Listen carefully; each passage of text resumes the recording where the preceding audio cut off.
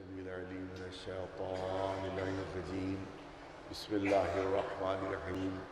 الحمد لله رب العالمين، والصلاة والسلام على سيد الأنبياء والمرسلين سيدنا ونبينا وشفيع المذنبين أبي القاسم محمد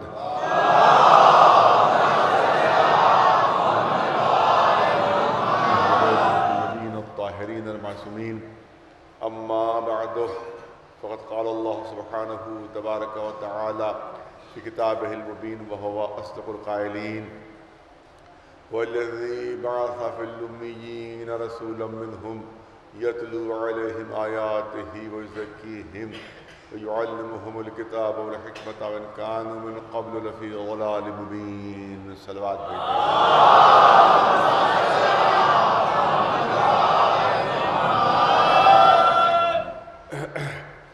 ایک ضروری اور اہم اعلان آپ کی خدمت میں کرنا ہے کہ خطیب اکبر جناب مولانا مرزا محمد اطہر صاحب قبلہ اعلیٰ مقامہ کے چہلم کی مجلس انشاءاللہ 3 اپریل کو عصری امام باڑے لکھنؤ میں منعقد ہوگی انشاءاللہ 10:30 کے آس پاس، اور آپ تمام حضرات سے اور یہاں کے جو علماء کرام ہیں سب سے اہل خانوادہ کی طرف سے شرکت کی التماس ہے، کیونکہ یہ میں اعلان انہی کے خاندان کی طرف سے کر رہا ہوں کہ جو سوگوار ہیں ان کی طرف سے کر رہا ہوں، کیونکہ مجھ سے کہا گیا ہے کہ اہل خاندان کی طرف سے آپ حضرات کو دعوت اور علماء سے خصوصی یہ التماس کو زیادہ سے زیادہ تعداد میں اس مجلس چہلم میں شرکت فرمائیں انشاءاللہ 3 اپریل کو عصری امام باڑہ لکھنؤ 10:30 بجے دن میں انشاءاللہ یہ مجلس منعقد ہوگی. صلوات بھیجیں.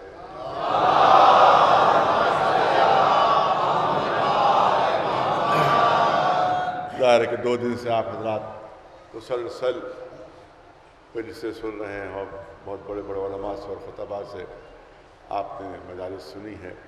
موضوع ایک ہے اور اسی پر ہر ایک نے جو ہے اپنے بیانات عالیہ سے آپ حضرات کا سفرات فرمایا.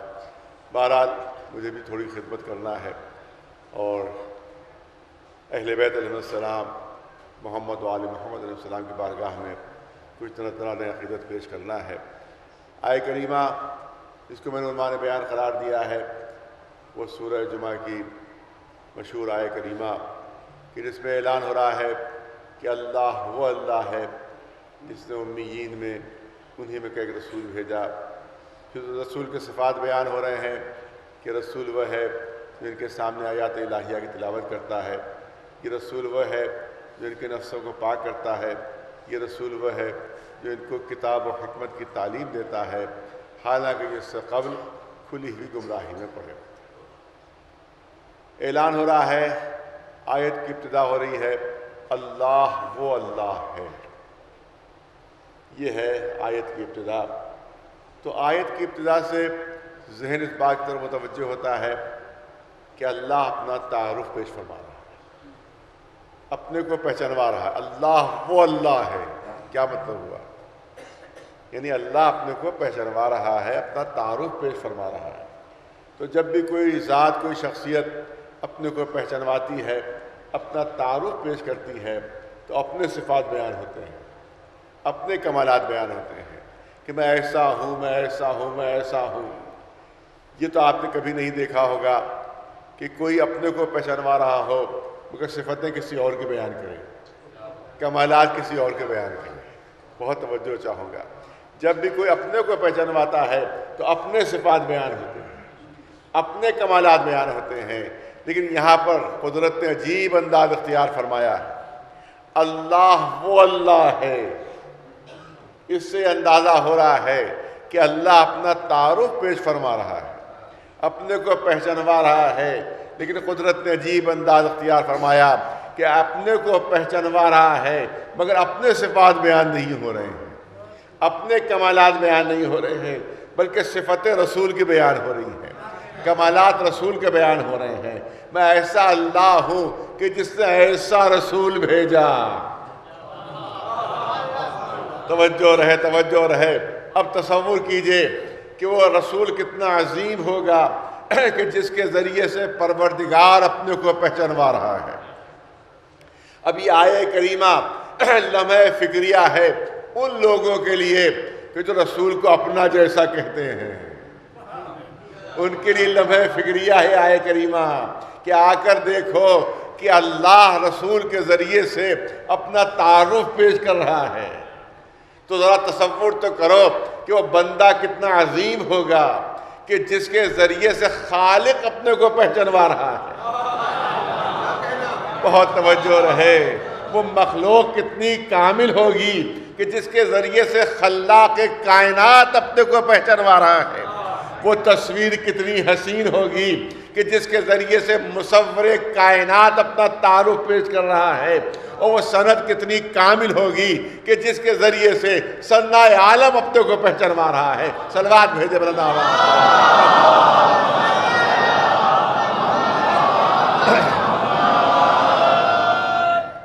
بہرحال چند تمہیدی جملے ہیں جو آپ کے سامنے عرض کرنا ہے اور ایک منزل تک آپ حضرات کو لے جانا ہے۔ تو آیے کریمہ کی ابتدا کس طرح سے ہے؟ اللہ وہ اللہ ہے، جس سے اندازہ یہ ہوتا ہے کہ قدرت اپنا تعارف پیش فرما رہی ہے، اپنے کو پہچانوا رہی ہے، مگر صفت رسول کی بیان ہو رہی ہیں، کمالات رسول کے بیان ہو رہے ہیں، صفات رسول کے بیان ہو رہے ہیں۔ اللہ کی تعریف کو کیا کہتے ہیں آپ سب کو معلوم ہے؟ اللہ کی تعریف کو کہتے ہیں حمد۔ بچوں کے لیے عرض کر رہا ہوں، اللہ کی تعریف کو کہتے ہیں حمد، اور رسول کی تعریف کو کہتے ہیں نعت۔ بزرگ سب جانتے ہیں، مجھ سے بہتر جانتے ہیں کہ اللہ کی تعریف کو حمد کہا جاتا ہے، اور رسول کی اگر تعریف ہو تو اس کو نعت کہا جاتا ہے۔ تو عجیب آیہ کریمہ ہے کہ ایک ہی وقت میں حمد بھی ہے اور نعت بھی ہے۔ ارے توجہ چاہوں گا، ایک ہی وقت میں حمد بھی ہے اور نعت بھی ہے، ایک ہی وقت میں اللہ کی تعریف بھی ہے، رسول کی تعریف بھی ہے، ایک ہی وقت میں اللہ کا ذکر بھی ہے، رسول کا ذکر بھی ہے، ایک ہی وقت میں دو تذکرے ہیں۔ بہت توجہ رہے، ایک منزل تک لے جانا، بہت توجہ چاہوں گا۔ ایک ہی وقت میں دو ذکر ہیں، ایک ہی وقت میں دو تعریفیں ہیں، ایک ہی وقت میں دو تذکرے ہیں۔ آپ دیکھیں کہ ایک رخ سے دیکھیے تو اللہ کی حمد ہے، دوسرے رخ سے دیکھیے تو نعت محمدیہ ہے۔ توجہ چاہوں گا، ایک رخ سے دیکھیے تو اللہ کی حمد ہے، دوسرے رخ سے دیکھیے تو نعت محمدیہ ہے۔ جو دنیا کے آئینے ہیں ان میں ایک نقص پایا جاتا ہے، ایک کمی پائی جاتی ہے کہ ایک رخ چمکتا ہے، دوسرا رخ تاریک ہوتا ہے۔ دنیا کے آئینوں میں ایک رخ چمکتا ہے، دوسرا رخ تاریک رہتا ہے، لیکن یہ آیہ کریمہ ایسا آئینہ ہے کہ دونوں رخ چمک رہے ہیں۔ ارے صاحبان ذوق تشریف فرما ہے، یہ آیہ کریمہ ایسا آئینہ ہے کہ دونوں رخ چمک رہے ہیں۔ ایک رخ سے اللہ کی حمد ہے، دوسرے رخ سے رسول اللہ کی نعت ہے۔ اب ہم کو قرآن مجید میں مثال ملی کہ دو تعریفیں اس طرح سے مل جاتی ہیں کہ الگ نہیں ہو سکتی، دو تذکرے اس طرح سے متحد ہو جاتے ہیں کہ جدا نہیں ہو سکتے۔ اگر اللہ کی تعریف ہے تو ساتھ ہی ساتھ رسول کی تعریف ہے۔ توجہ رہے، اگر رسول کی تعریف ہے تو ساتھ ہی ساتھ اللہ کی تعریف بھی ہے۔ اگر اللہ کا ذکر شروع ہوا تو ساتھ ہی ساتھ رسول کا ذکر بھی شروع ہو گیا، اور اگر رسول کا ذکر شروع ہوا تو ساتھ ہی ساتھ اللہ کا ذکر بھی ہے۔ یعنی ایک ہی وقت میں دو تذکرے ہیں۔ توجہ رہے، ایک ہی وقت میں دو تعریفیں ہیں، نہ لفظ بدلی، توجہ رہے، نہ جملہ بدلا، نہ لفظ بدلی، نہ آیت بدلی، مگر تذکرے دو ہیں، تعریفیں دو ہیں۔ ایک ہی آیت ہے، لفظ وہی ہیں، جملہ وہی ہے، مگر تعریفیں دو ہیں۔ بہت توجہ، تذکرے دو ہیں، ایک ہی وقت میں اللہ کی تعریف بھی ہے، ایک ہی وقت میں رسول کی تعریف بھی ہے۔ تو جب ہم کو قرآن میں مثال مل گئی کہ دو تعریفیں اس طرح سے مل جاتی ہیں کہ ان کو الگ نہیں کیا جا سکتا، ایک ہی وقت میں دو تذکرے ہوتے ہیں، ایک ہی وقت میں دو تعریفیں ہوتی ہیں، تو جب ہم کو قرآن میں مثال ملی تو اب کوئی تعجب نہ کرے اگر رسول اللہ سند دے دیں کہ علی کا ذکر میرا ذکر ہے، میرا ذکر خدا کا ذکر ہے، اور خدا کا ذکر عبادت ہے۔ ایک صلوات بھیجے بلند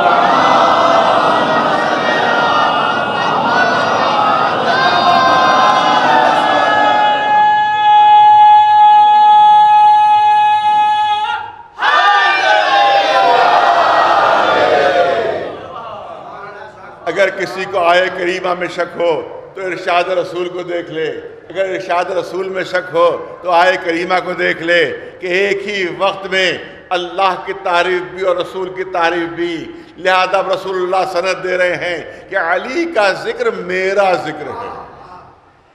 دیکھیے بس ایک پہلو ہے جو عرض کرنا ہے، کیونکہ ظاہر ہے کہ تو پورے عشرے کا موضوع ہے، مجھ کو ظاہر ہے کہ لکھنؤ بھی واپس ہونا ہے، ٹرین بھی پکڑنا ہے، لہذا اسی مناسبت سے میرا بیان رہے گا۔ آپ دیکھیں کہ ایک اعتراض ہم پر ہوتا ہے اور بہت زور و شور سے اعتراض ہم پر ہوتا ہے کہ ہماری مجلسوں میں رسول اللہ کا تذکرہ نہیں ہوتا، ہماری محفلوں میں ذکر رسالت نہیں ہوتا، لہذا یہ بات مشہور کی جاتی ہے کہ صاحب یہ اہل بیت کو زیادہ مانتے ہیں، رسول اللہ کو کم مانتے ہیں، مولا علی کو زیادہ مانتے ہیں، خود رسول اللہ کو کم مانتے ہیں۔ یہ بات کبھی کبھی بطور اعتراض کہی جاتی ہے، الزام کے طور پر کہی جاتی ہے، جبکہ یہ الزام بالکل غلط ہے، یہ الزام بالکل جھوٹا ہے، کیونکہ ہماری کوئی بھی مجلس، کوئی بھی محفل، کوئی بھی بزم بغیر تذکرہ رسول کے شروع ہی نہیں ہوتی، بغیر تذکرہ رسالت کے ہماری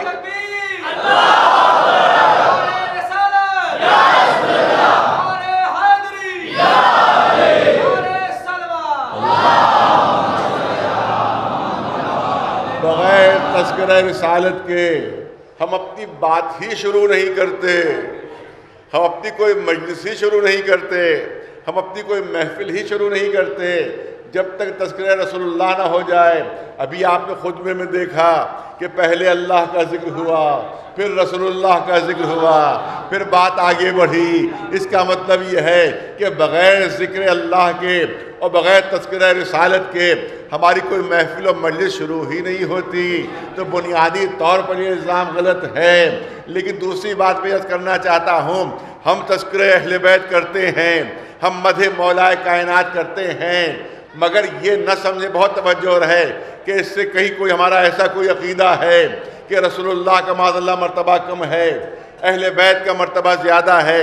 ہم تذکرہ اہل بیت اس لیے کرتے، بہت توجہ، ہم تذکرہ اہل بیت اس لیے کرتے ہیں، ہم مدح اہل بیت اس لیے کرتے ہیں، ہم فضائل اہل بیت اس لیے بیان کرتے ہیں کہ اس سے بہتر کوئی نعت محمدیہ نہیں ہے،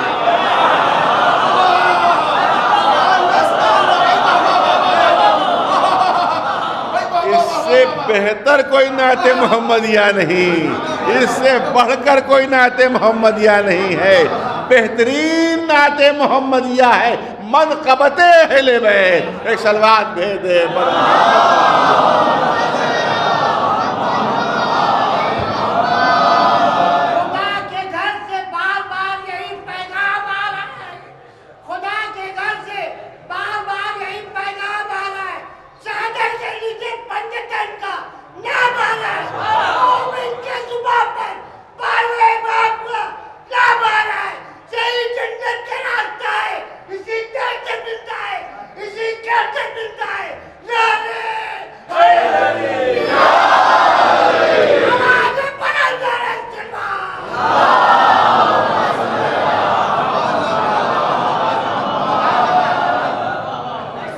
تذکرہ اہل بیت حقیقت میں تذکرہ رسالت ہے۔ تعریف اہل بیت حقیقت میں رسول اللہ کی تعریف ہے۔ کوئی کہے کہ بھئی بات سمجھ میں نہیں آ رہی ہے، ذکر تو اہل بیت کا کر رہے ہو، تعریفیں تو اہل بیت کی کر رہے ہو، اور ساتھ ساتھ یہ بھی کر رہے ہو کہ یہی تذکرہ رسالت ہے، یہی مدح رسول ہے، یہی نعت محمدیہ ہے، تو بات تو ہماری سمجھ میں نہیں آ رہی ہے۔ تو مثال پیش کر دی جائے تاکہ چھوٹے چھوٹے بچے بھی بات سمجھ لیں۔ کسی ماہر فن مصور نے ایک شاہکار تصویر بنائی، وہ تصویر ہمارے سامنے آئی، ہم نے تصویر کی تعریف کرنا شروع کی کہ کیا حسین تصویر ہے، کیا خوبصورت تصویر ہے، کیا اچھے رنگ بھرے گئے ہیں، کیا خوشنما رنگوں کا امتزاج ہے، کیا حسین خاکہ کھینچا گیا ہے۔ ہم تعریف کر رہے ہیں تصویر کی، مگر خوش ہو رہا ہے مصور۔ ہم تعریف کر رہے ہیں تصویر کی، مگر خوش ہو رہا ہے مصور۔ ہم مصور سے کہہ سکتے ہیں کہ ہم نے تو آپ کا نام بھی نہیں لیا، ہم نے تو آپ کا تذکرہ ہی نہیں کیا، ہم تو تصویر کی تعریف کر رہے ہیں۔ تو مصور مسکرا کر جواب دے گا کہ یہ تو بتاؤ تصویر بنائی کس نے، یہ دیکھو رنگ بھرے کس نے، یہ دیکھو خاکہ کھینچا کس نے۔ تو تصویر کی تعریف صرف تصویر کی تعریف نہیں ہوتی ہے، بلکہ حقیقت میں مصور کی تعریف ہوتی ہے۔ تو اہل بیت کی مدح صرف اہل بیت کی مدح نہیں ہے، بلکہ حقیقت میں رسالت مآب کی مدح ہے کہ یہ دیکھو جگر کے ٹکڑے کس کے ہیں، یہ دیکھو دل کے ٹکڑے کس کے ہیں، یہ دیکھو کس کے فضائل و کمالات ان کے کردار میں منتقل ہو رہے ہیں۔ ایک صلوات بھیجے مولانا۔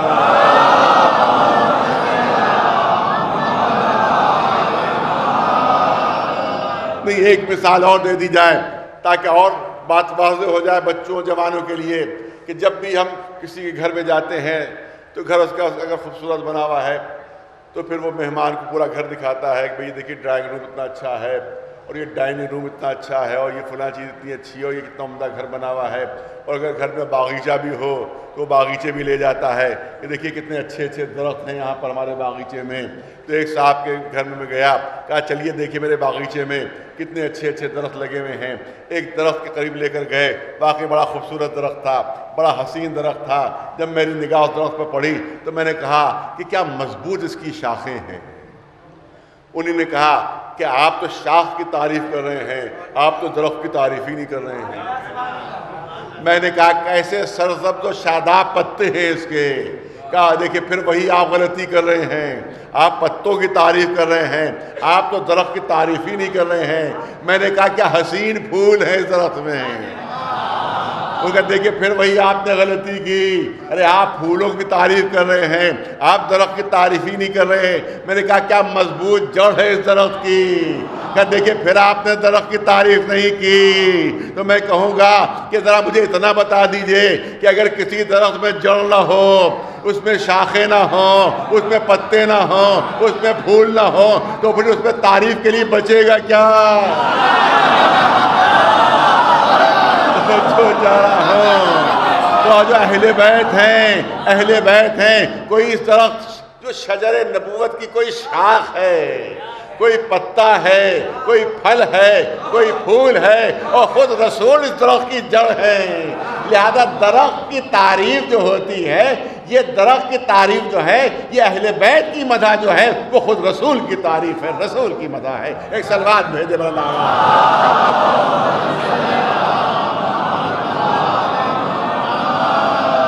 بس بات کو زیادہ طول نہیں دینا ہے، بہت توجہ چاہ رہا ہوں، بات کو زیادہ طول نہیں دینا ہے، اور آخری جملے اس سلسلے میں کرنا ہے کہ کہا جاتا ہے صاحب مولا کی مدح زیادہ ہوتی ہے، مولا کے فضائل زیادہ بیان ہوتے ہیں، مولا علی کے کمالات زیادہ بیان ہوتے ہیں۔ اس کا مطلب یہ ہے کہ ان کی نگاہوں میں مولا علی کے مرتبہ زیادہ ہے، رسول کا مرتبہ کم ہے۔ ہرگز ایسا کوئی تصور ہمارے دماغ میں نہیں ہے، بلکہ تمام شیعوں کی طرف سے اس منبر سے بیان کیا جا سکتا ہے کہ ہم سب شیعوں کا عقیدہ یہ ہے کہ کائنات میں سب سے افضل ذات اللہ کے بعد اگر کسی کی ہے تو حضور سرور کائنات محمد مصطفیٰ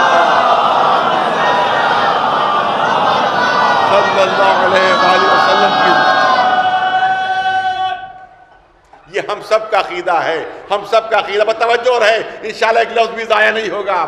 بہت باذوق مجمع میرے سامنے ہے، پوری توجہ چاہوں گا، لیکن ہم مولا کے فضائل بیان کرتے ہیں، ارے توجہ رہے، ہم مولا کے کمالات بیان کرتے ہیں۔ اس سے یہ ذہن میں تصور نہ آنا چاہیے کہ ہم معاذ اللہ رسول کا مرتبہ کم سمجھتے ہیں، مولا علی کا مرتبہ زیادہ سمجھتے ہیں۔ ہم مولا کے فضائل، ان کے کمالات اس لیے دنیا کے سامنے پیش کرتے ہیں کہ دنیا یہ دیکھ لے کہ جب شاگرد ایسا ہے تو استاد کیسا ہوگا، جب وزیر ایسا ہے تو خود سلطان کیسا ہوگا، جب مسیح ایسا ہے تو خود رسول کیسا ہوگا، جب باب شہر علم ایسا ہے تو خود شہر علم کیسا ہوگا، جب ساقی کوثر ایسا ہے تو مالک کوثر خود کیسا ہوگا، جب قصیب جنت و نار ایسا ہے تو مالک جنت و نار خود کیسا ہوگا۔ صلوات محمد۔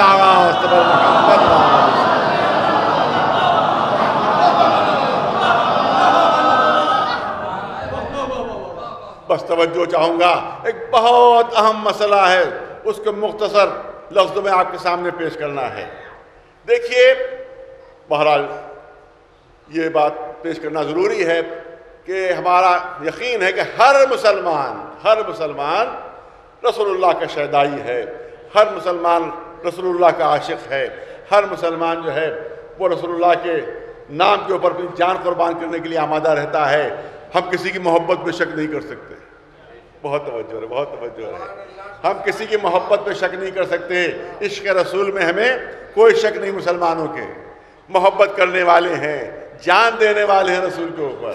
ہر مسلمان اپنی جان نثار کر سکتا ہے رسول اللہ کے اوپر، لیکن اس محبت کے بہت توجہ، اس محبت کے باوجود، اس عشق کے باوجود آخر رسول اللہ کے سلسلے میں کچھ غلط عقائد کیسے آ گئے؟ بہت توجہ چاہوں گا، کیونکہ یہ پوری دنیا میں یہ پیغام جا رہا ہے، لہذا یہ بہت ضروری چیز ہے، یہ عرض کرنا بہت ضروری چیز ہے، اور پورے احترام کے ساتھ عرض کرنا ہے، کہ ہر مسلمان رسول اللہ کا شیدائی ہے، ہر مسلمان عاشق رسول اللہ ہے، ان کے نام کے اوپر اپنی جان قربان کرنے کے لیے ہر مسلمان آمادہ ہے۔ لیکن اس محبت و عشق کے باوجود کچھ رسول اللہ کے سلسلے میں غلط عقائد کیسے پیدا ہو گئے جو شان رسالت کے خلاف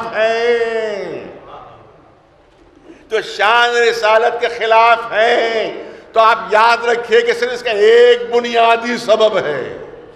اگر سارے مسلمان اس بنیادی سبب کو سمجھ لیں تو کبھی بھی رسول اللہ کے سلسلے میں کوئی غلط عقیدہ قائم نہیں ہو سکتا۔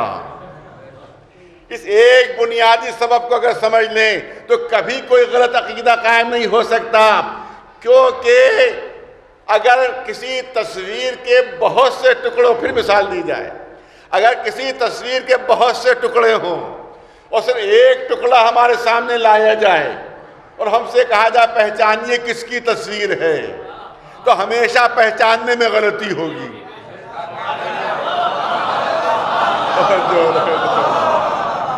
ہمیشہ پہچاننے میں غلطی ہوگی، کوئی کسی کا نام بتائے گا، کوئی کسی کا نام بتائے گا، کوئی کسی کا نام بتائے گا، کیونکہ تصویر کا صرف ایک ٹکڑا ہمارے سامنے لایا جا رہا ہے۔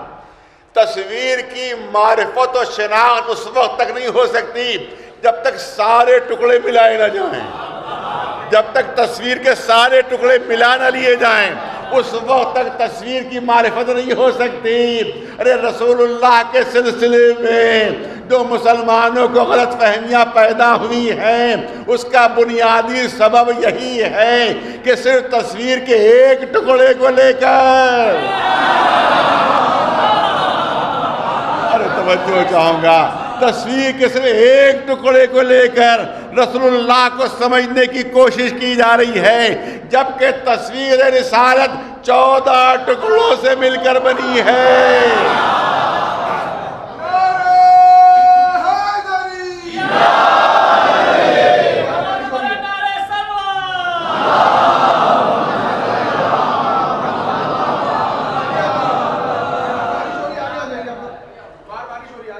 تھوڑا آگے آ جائیں کہ بارش کی وجہ سے زیادہ باہر والوں کو دقت ہے۔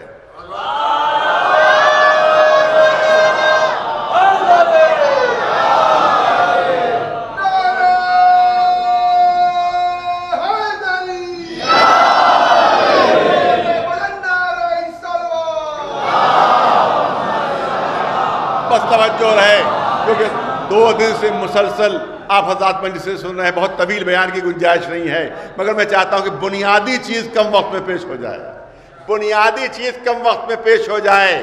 آپ دیکھیں کہ صرف تصویر کے ایک ٹکڑے سے کبھی تصویر کی شناخت نہیں ہو سکتی، صاحب تصویر کی معرفت نہیں ہو سکتی جب تک سارے ٹکڑے ملا نہ لیے جائیں۔ رسول اللہ کے سلسلے میں جو مسلمانوں میں غلط فہمیاں پیدا ہوئیں، اس کا بنیادی سبب یہی ہے کہ صرف ایک ٹکڑے کو لے کر تصویر کو سمجھنے کی کوشش کی جا رہی ہے، بغیر اہل بیت کو شامل کیے ہوئے کبھی بھی رسول اللہ کی معرفت نہیں ہو سکتی۔ کبھی بھی رسول اللہ کی شناخت نہیں ہو سکتی. نہیں پھر مثال پیش کروں, بچے موجود ہیں یہاں پر, بچوں کی ذہانت کا کبھی کبھی امتحان لیا جاتا ہے کہ اس کو انگریزی میں جگسا پزل کہتے ہیں, جس کو انگریزی میں جگسا پزل کہتے ہیں. جو اسکول میں پڑھتے ہیں ان بچوں کو اندازہ ہوگا وہ جگسا پزل کیا ہوتا ہے کہ ایک تصویر کے بہت سے ٹکڑے پھیلا دیے جاتے ہیں اور اس کے بعد بچے کی ذہانت کا امتحان لیا جاتا ہے بچوں کی کہ کون سب سے پہلے تصویر کے سارے ٹکڑوں کو ملا کر تصویر مکمل کر لیتا ہے. تو جو سب سے پہلے تصویر کے ٹکڑوں کو صحیح ملا کر تصویر مکمل کر لیتا ہے تو اسے ذہانت کا پہلا انعام ملتا ہے. اسے ذہانت کا پہلا انعام ملتا ہے. تو میں تو سمجھتا ہوں کہ شاید اللہ نے مسلمانوں کی ذہانت کا امتحان لینے کے لیے رسول کی تصویر کو 14 ٹکڑوں میں بانٹ دیا.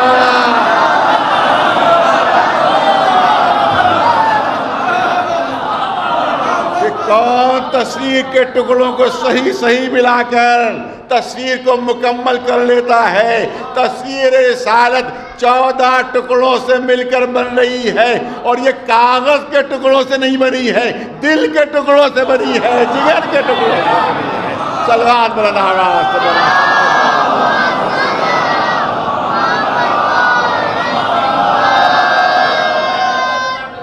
بس میں نے کہا کم وقت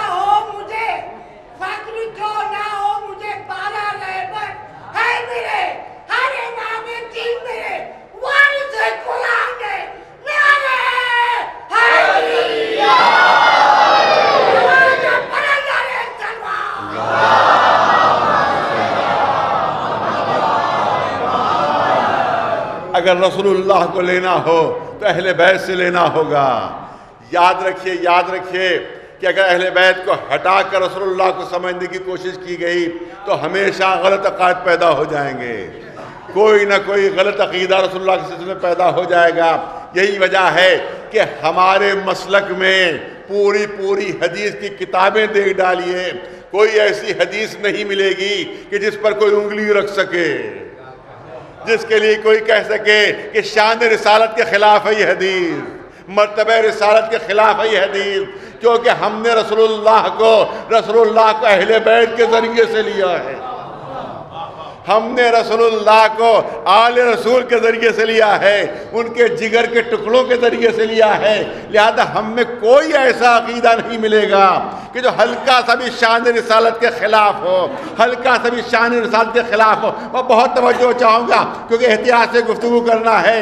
ہمیشہ سوال اس سے پوچھنا چاہیے کہ جس پہ جواب دینے کی صلاحیت ہو.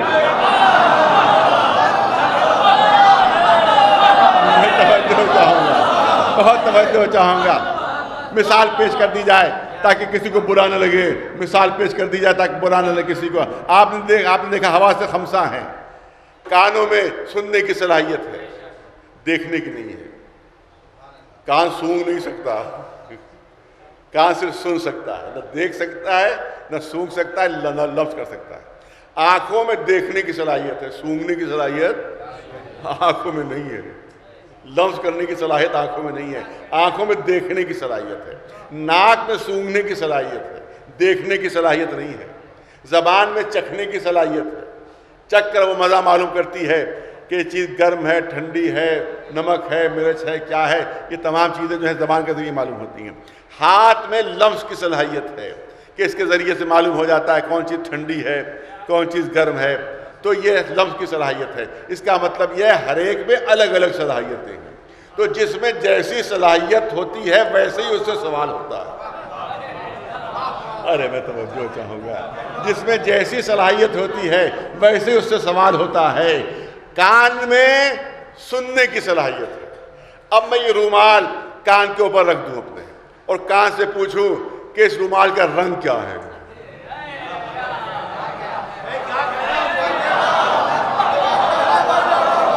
اس رومال کا رنگ کیا ہے, تو 24 گھنٹے تک یہ کان کے اوپر رومال رکھا رہے گا مگر کان رنگ نہیں بتا سکتا. اور اگر کوئی صاحب ایسا کام کر رہے ہو میں ان کو منع کروں کہ کان سے نہ پوچھو, کان نہیں جواب دے پائے گا, تو کہیں دیکھیے آپ کان کی انسلٹ کر رہے ہیں. ارے بہت توجہ چاہوں گا، بہت توجہ چاہوں گا. دیکھیے آپ صاحب کان کی توہین کر رہے ہیں. میں کہوں کان کی توہین نہیں کر رہا ہوں، اللہ نے کانوں میں یہ صلاحیت ہی نہیں دی ہے.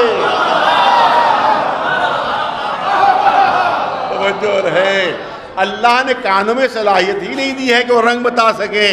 یہ صرف آوازوں کی شناخت کر سکتے ہیں، یہ صرف آوازوں کی شناخت کر سکتے ہیں. چائے کی پیالی میرے سامنے لائی گئی، اب مجھے یہ معلوم کرنا ہے کہ اس میں شکر ہے یا نہیں ہے، تو میں نے چائے کی پیالی ناک پر رکھ لی اور ناک سے پوچھنے لگا اس میں شکر ہے یا نہیں ہے، تو پوری زندگی ناک کے اوپر چائے کی پیالی رکھی رہے گی، مگر ناک نہیں بتا سکتی کہ اس میں شکر ہے یا نہیں ہے، کیونکہ آپ اس سے سوال کر رہے ہیں جس پہ جواب دینے کی صلاحیت نہیں ہے. لہذا رسول اللہ کے سلسلے میں ان سے سوال کبھی نہ کرو کہ جن کو یہ صلاحیت ہی نہیں ہے کہ رسول کے لیے جواب دے سکے.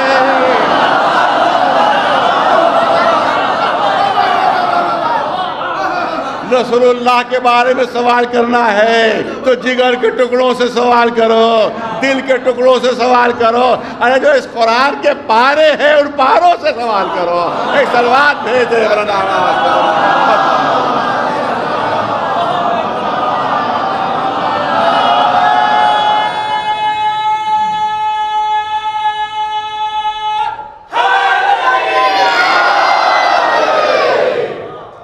آپ دیکھیں کہ عجیب اب ظاہر کہ اتنا موقع نہیں کہ سب بیان ہو سکے. عجیب عقائد رسول اللہ کے سلسلے میں کہ بھول جاتے تھے، وہ شیطان انہیں بہکا لیا کرتا تھا. اسی آیہ کریمہ کے ذیل میں یہ تصور پیدا ہوا کہ معاذ اللہ رسول جاہل تھے، بے پڑھے لکھے تھے، بھول جاتے تھے، نماز بھول گئے، رکعتیں بھول گئے، شیطان نے بہکا لیا. زبان کے اوپر شیطان نے کلمات جاری کر دیے جو رسول اللہ نے کہہ بھی دیے، جس میں بتوں کی تعریف تھی. تو اس کا مطلب یہ ہے کہ یہ عیب ہے، معاذ اللہ وہ عیب ہے، وہ عیب ہے، وہ عیب ہے، سارے عیب رسول اللہ میں بیان کر دیے گئے. لیکن ایک چیز میں پھر عرض کرنا چاہتا ہوں آپ کے سامنے کہ کسی عیب دار چیز کی بہت توجہ اور پھر مثال پیش کر رہا ہوں، کسی عیب دار چیز کی نہ تو تعریف ہو سکتی ہے نہ کسی عیب دار چیز کی قسم کھائی جا سکتی ہے. نہیں توجہ چاہوں گا، آپ صاحبان ذوق ہیں، پڑھا لکھا مجمع ہے. نہ کسی عیب دار چیز کی تعریف ہو سکتی ہے نہ کسی عیب دار چیز کی قسم کھائی جا سکتی ہے. آپ نے کوئی صاحب بیچارے کسی حادثے میں لنگڑے ہو گئے اور ایک ٹانگ ان کی لنگڑی ہو گئی. اب آپ نے تعریف کرنا شروع کی، کیا کہنا آپ کی لنگڑی ٹانگ.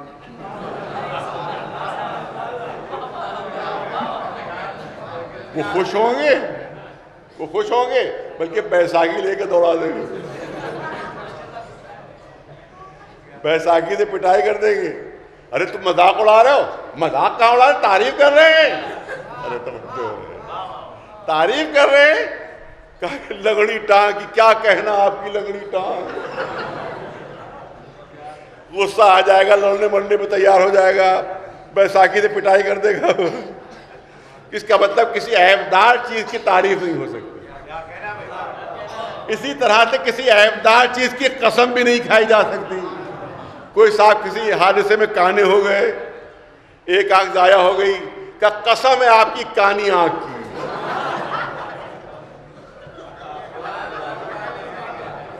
قسم ہے آپ کی کانی آنکھ کی. خوش ہوں گے، وہ لڑنے مرنے پہ تیار ہو جائیں گے، آفت بچ جائے گی. تو اس کا مطلب ہے نہ بہت توجہ، بہت سنجیدہ پہلو ہے جو اس طرح سے پیش کر رہا ہوں بچوں و جوانوں کے لیے کہ نہ کسی عیبدار چیز کی قسم کھائی جا سکتی ہے نہ کسی عیبدار چیز کی تعریف ہو سکتی ہے. اور قرآن مجید میں کبھی تو رسول اللہ کی الگ الگ تعریف کی گئی،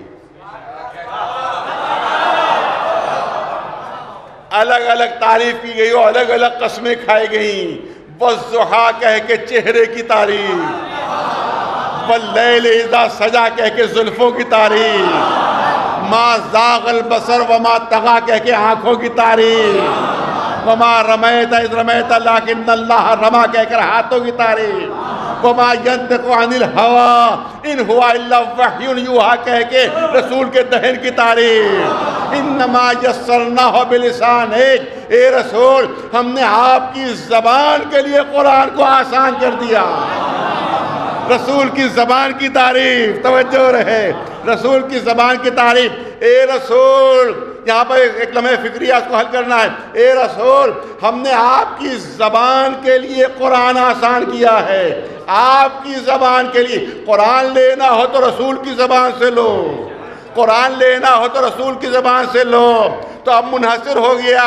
لیکن یہاں پہ کوئی کہہ سکتا ہے کہ پھر آل رسول سے نہ لیں. ارے توجہ رہے، توجہ رہے، توجہ رہے. رسول اللہ نے مسئلہ حل کر دیا. قرآن نے کہا کہ اگر اللہ نے قرآن میں فرمایا کہ اگر قرآن لینا ہو تو رسول کی زبان سے لو، اور رسول نے اپنی حال کو اپنی زبان چسا کر بتایا کہ دیکھو یا میری زبان سے لو یا جس کو میں اپنی زبان چسا رہا ہوں اس کی زبان سے لو. ایک صلوات بلند آواز سے محمد.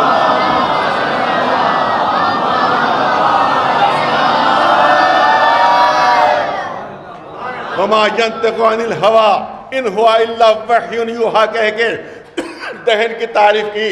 سنقرئک فلا تنسیٰ، ہم ایسا آپ کو پڑھا دیں گے کہ آپ کبھی نہ بھولیں گے.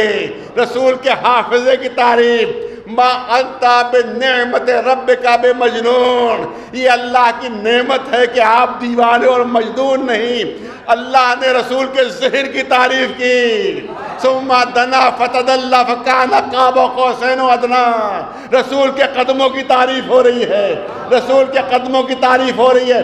کبھی الگ الگ تعریف، کبھی الگ الگ مدح، اور کبھی ایک جگہ پہ اکٹھا کر کے ارشاد فرمایا لعمرک، اے رسول آپ کی پوری زندگی کی قسم، آپ کی پوری زندگی کی قسم، نہ کسی عیب دار چیز کی تعریف ہو سکتی ہے، نہ کسی عیب دار چیز کی قسم کھائی جا سکتی ہے. اگر پوری زندگی میں رسول کے کوئی عیب ہوتا تو اللہ پوری زندگی کی قسم نہ کھا رہا ہوتا. بھیجے محمد.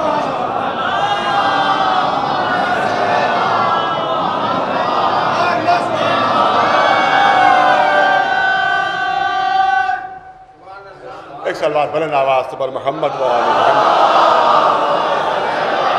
بس دامن وقت پہ زیادہ گنجائش نہیں ہے، تو جب تک سارے ٹکڑوں کو نہ ملا لیا جائے، بس بات کو مکمل کرنا چاہتا ہوں، جب تک سارے ٹکڑوں کو نہ ملا لیا جائے اس وقت تک رسول اللہ کی معرفت نہیں ہو سکتی، اس وقت تک رسول اللہ کی شناخت نہیں ہو سکتی. تو اگر کسی شخصیت کے لیے خود رسول سند دے دیں،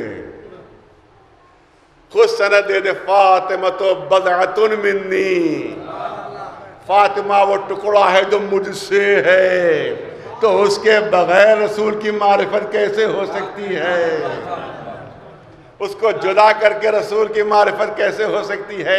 یاد رکھیے، یاد رکھیے، رسول کی رسالت ناقص ہو جائے گی، نامکمل ہو جائے گی اگر جناب فاطمہ زہرا کی سیرت کو سیرت رسول اللہ میں شامل نہ کیا جائے. کیونکہ عورتوں کے لیے صرف زبانی قول رہ جائیں گے، عمل نہیں ملے گا رسول کا. لہذا اگر میدان ہدایت میں عورتیں بہک جائیں تو میدان حشر میں وہ کہہ سکتی ہیں کہ پالنے والے اگر ہدایت کے میدان میں بہک گئے تو اس میں ہمارا کیا قصور ہے، کیونکہ ہمارے سامنے تو رسول کا صرف قول ہی قول تھا، عمل موجود نہیں تھا. کیونکہ کوئی مرد عورتوں کے لیے نمونہ عمل نہیں بن سکتا، کوئی مرد عورتوں کے لیے نمونہ عمل نہیں بن سکتا. اسی لیے اللہ نے رسول کی آغوش میں فاطمہ زہرا کو عطا کیا تاکہ خواتین کے لیے معصوم نمونہ عمل موجود رہے، خواتین کے لیے معصوم نمونہ عمل موجود رہے. اب تمام اور اپنے علماء کی تحقیق کا خلاصہ پیش کرنا چاہتا ہوں. بہت بہترین دلیل ہے جو آپ کے سامنے پیش کرنا چاہتا ہوں. آپ دیکھیں کہ رسول اللہ نے ہر ایک کے لیے عملی نمونہ پیش کیا. پہلے خود عمل کیا ہے، پھر دوسروں سے مطالبہ کیا ہے. لیکن خواتین کے لیے عملی نمونہ رسول نہیں بن سکتے تھے.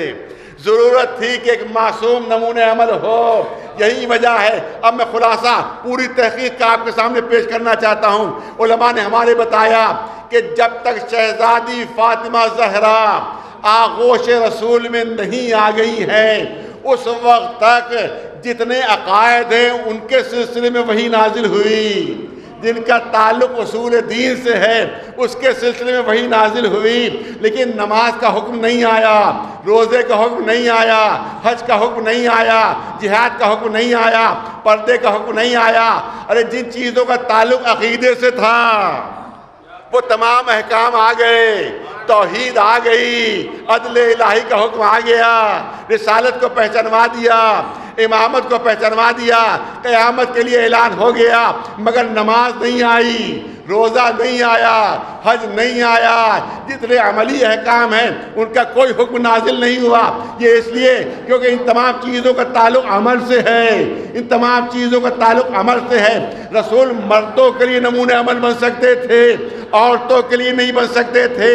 جب فاطمہ زہرا آغوش میں آئی ہیں تب نماز کا حکم نازل ہوا ہے, تب روزے کا حکم نازل ہوا ہے, تب پردے کا حکم نازل ہوا ہے, تب حج کا حکم نازل ہوا ہے, تاکہ رسول اللہ کے پاس خواتین کے لیے معصوم نمونے عمل موجود ہو. بس صاحبان ذوق کے لیے جملہ نظر کرنا چاہتا ہوں.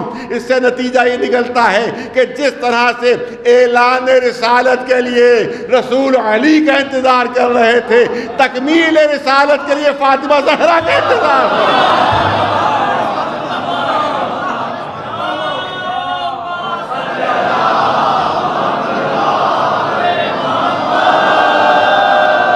اگر شہزادی نہ ہوتی تو رسالت مکمل نہیں ہو سکتی تھی. ناقص رہتی رسالت, ناقص رہتی رسالت. اسی لیے تعظیم کے لیے اٹھ رہے ہیں, اسی لیے تعظیم کے لیے اٹھ رہے ہیں. علی کی تعظیم, بہت توجہ, جرأت کا جملہ ہے, جرأت کا جملہ. کسی روایت میں نہیں ملتا کہ مولا علی کی تعظیم کے لیے اٹھے ہوں, نہیں ملتا. مگر شہزادی کی تعظیم کے لیے اٹھ رہے ہیں. اس کے لیے علماء نے وجہ یہ بتائی ہے کہ لاکھ علی کا مرتبہ بلند صحیح لیکن پھر بھی نائب ہے. ارے توجہ رہے, لاکھ مرتبہ علی کا بلند صحیح مگر پھر بھی نائب ہیں. اور فاطمہ زہرا رسالت میں برابر کی شریک ہیں. تو جس طرح سے کوئی برابر کے عہدیدار کی تعظیم کرتا ہے, رسول فاطمہ زہرا کی تعظیم کر رہے ہیں. صلوات برنا محمد وآل محمد. بہت توجہ چاہوں گا حضرات کی, کم وقت میں اپنی بات کو مکمل کر دینا ہے. صحیح ترمذی شریف کی روایت ہے کہ جب بھی فاطمہ تشریف لاتی تھی اللہ کے رسول تعظیم کے لیے اٹھ جاتے تھے. نہ صرف تعظیم کے لیے بلکہ ہاتھوں کو بوسا بھی, نہ صرف ہاتھوں کو بوسا بلکہ اپنی جگہ پر بٹھاتے بھی تھے. بہت توجہ رہے, اپنی جگہ پر بٹھاتے تھے, ہاتھوں کو بوسا دیتے تھے, تعظیم کے لیے اٹھ جاتے تھے. بس توجہ رہے جو کرنا چاہتا ہوں. دو جملے ذرا سا تمہید کے طور پر, نتیجے سے پتہ چلے گا رب کا. اخبارات میں, ٹی وی پر صاحب حضرات دیکھتے رہتے ہیں کہ ایک ملک سے دوسرے ملک سے معاہدہ ہوا, ہندوستان سے امریکہ سے معاہدہ, ہندوستان سے روس سے معاہدہ, ہندوستان سے ایران سے معاہدہ. اب مثال اس کی دے دی جائے کہ ہندوستان سے ایران سے معاہدہ ہوا, خبر کیا آئی ہندوستان سے ایران سے معاہدہ ہوا, لیکن ایگریمنٹ پر صرف 2 سگنیچر تھے. ایگریمنٹ پر صرف 2 سگنیچر تھے, ایک وہاں کے صدر کے اور ایک یہاں کے وزیر اعظم کے. وہاں کے صدر اس وقت حسن روحانی صاحب ہیں, ان کے دستخط, اور یہاں کے وزیر اعظم بہت اتفاق سے مودی صاحب ہے, لہذا ان کے دستخط.